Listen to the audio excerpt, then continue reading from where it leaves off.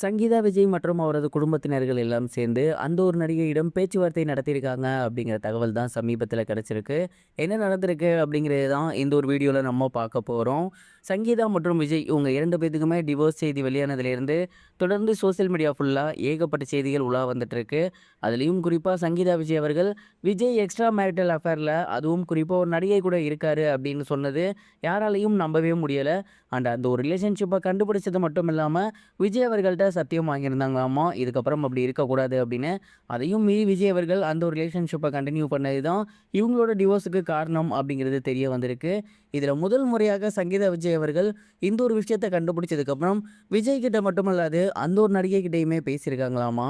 குறிப்பாக அந்த ஒரு இன்சிடென்ட் தெரிய வந்ததுக்கப்புறம் சங்கீதா விஜய் மற்றும் அவங்களோட குடும்பத்தார்கள் எல்லாருமே சேர்ந்து அந்த ஒரு நடிகையிடம் பேச்சுவார்த்தை நடத்தியிருக்காங்க. அதாவது இதுக்கப்புறம் விஜய் கூட அப்படிலாம் இருக்காதீங்க, அண்ட் எங்களுக்குன்னு குடும்பம் இருக்குது, எங்களுக்குன்னு குழந்தைகள் இருக்காங்க, தேவையில்லாமல் எங்களோட குடும்பத்துக்குள்ளே குழப்பத்தை உண்டாக்காதீங்க, அண்ட் சமூகத்தில் எங்களுக்குன்னு மிகப்பெரிய ஒரு மதிப்பு இருக்குது, அண்ட் அந்த ஒரு மதிப்பை சீர்குலைய விட வேணாம்னு நினைக்கிறேன். ஆல்ரெடி நான் விஜய் அவர்கள்ட்ட பேசிட்டேன், இனிமேல் உங்ககிட்ட பேச மாட்டேன், பார்க்க மாட்டேன் அப்படிங்கிற மாதிரி சொல்லியிருக்காரு. அண்ட் நீங்களும் அதை கடைப்பிடிச்சா ரொம்பவே நல்லாயிருக்கும் அப்படிங்கிற மாதிரி சொல்லியிருந்திருக்காங்க. இது மட்டும் இல்லாமல் ஏகப்பட்ட விஷயங்கள் அந்த ஒரு நடிகைகிட்ட பேசி பேச்சுவார்த்தையில் ஈடுபட்டு வந்திருக்காங்களாமா. இது எல்லாமே முதல் முறை நடந்த போதே அவங்க இந்த ஒரு விஷயத்த பண்ணியிருக்காங்க. அதுக்கப்புறமும் தொடர்ந்து இந்த ஒரு ரிலேஷன்ஷிப் கண்டினியூ ஆனது தான் அவங்களுக்கு மிகப்பெரிய ஒரு கோவத்தை உண்டாக்கியிருக்கு. அதுக்கப்புறம் தான் விஜய் அவர்கள்ட்ட பேசி இந்த ஒரு டிவோர்ஸ் வரைக்குமே இந்த பிளான்ஸ் எல்லாமே போயிருக்கு. அண்ட் இப்போ இவ்வளோ தூரம் வரதுக்கு காரணமும் அதுதான் அப்படிங்கிறது தெரிய வந்திருக்கு. ஸோ ஏற்கனவே வீட்டில் இருக்கவங்களுக்கு தெரிஞ்சிருக்கு, அவங்க எல்லாமே அந்த நடிகைகிட்ட பேசி பேச்சுவார்த்தையில் ஈடுபட்டும் அது சரியான முடிவு கிடைக்கல அப்படிங்கிறதுனால தான் இப்போ டிவோர்ஸ் வரைக்கும் வந்திருக்கு. அண்ட் இந்த ஒரு செய்தி தான் சமீபத்தில் வெளியாகி சோஷியல் மீடியாவில் ரொம்பவே வைரலாக போய்கிட்டு இருக்கு. இந்த ஒரு விஷயம் பற்றி ஏகப்பட்ட பேர் ஏகப்பட்ட கருத்துக்களை பதிவிட்டு வந்துட்டு இருக்காங்க. நீங்கள் எதை பற்றி என்ன நினைக்கிறீங்க அப்படிங்கிறத மறக்காமல் கமெண்ட் பாக்ஸில் ஷேர் பண்ணுங்கள்.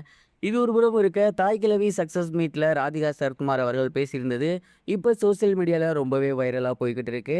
குறிப்பாக அவங்க என்ன சொல்லியிருந்தாங்க அப்படின்னா, சமீப காலமாக தமிழ் சினிமா மட்டுமல்லாது இந்திய சினிமாவிலேயே ஹீரோக்களோட சம்பளத்தை அதிகமாக சொல்கிறது, அப்படி இல்லைன்னா டிக்கெட்டை அதிகமாக சொல்கிறது, இந்த மாதிரி சொல்லி படத்தோட வெற்றியை கொண்டாடி வந்துட்டு இருக்காங்க.